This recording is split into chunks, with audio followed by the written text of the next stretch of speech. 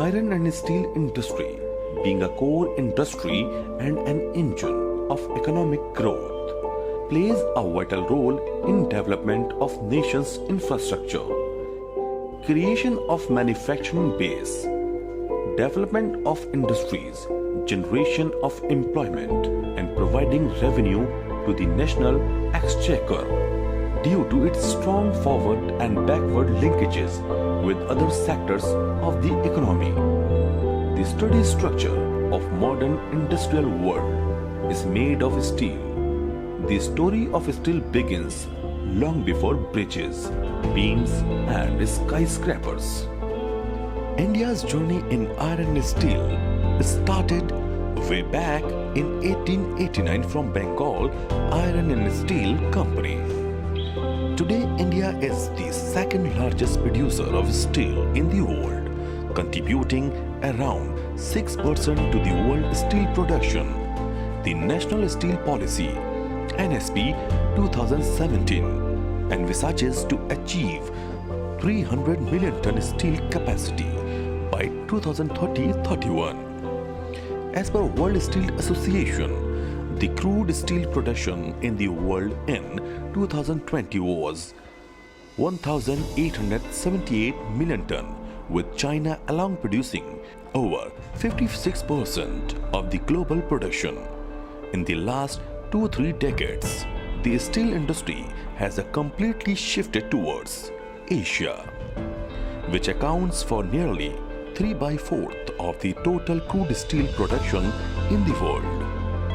The trend of import-export of finished steel, including semis, in India in terms of value and quantity for the last 10 years. Indian exports, both in terms of quantity and value, have increased substantially during the last 2 years. However, semis content in the exports have also gone up substantially from 25% to 38%. Therefore, despite India being net exporter of steel in the last 2 years, there is a cause for concern due to low value addition. The main reason for such skewed figures in our steel import and export is our limited production capacity of higher grades of especially steel, lack of technological know-how, as well as lack of cost competitiveness in the export market.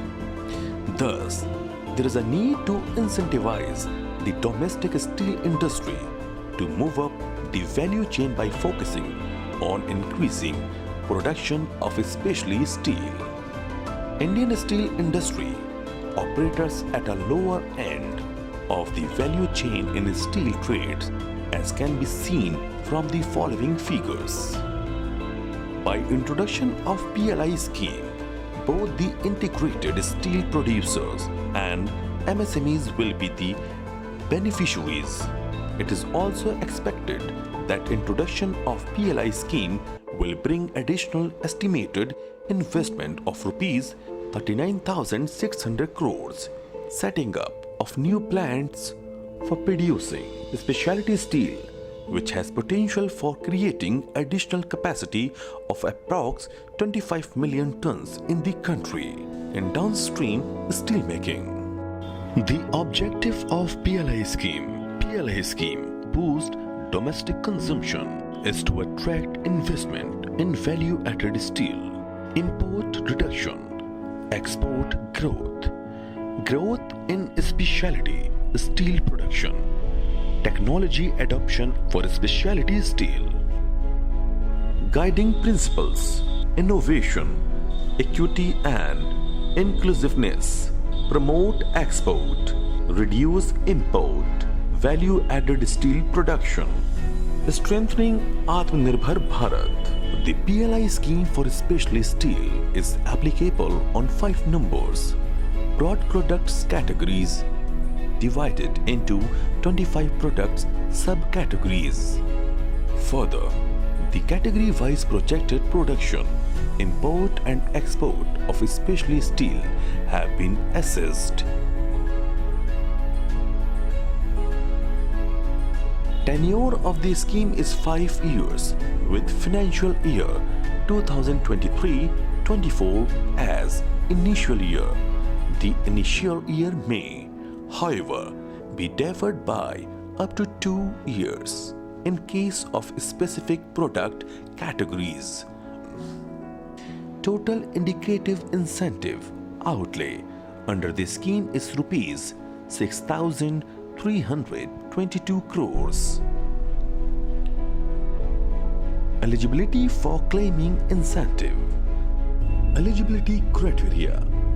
Companies or JV registered in India under the Companies Act 2013.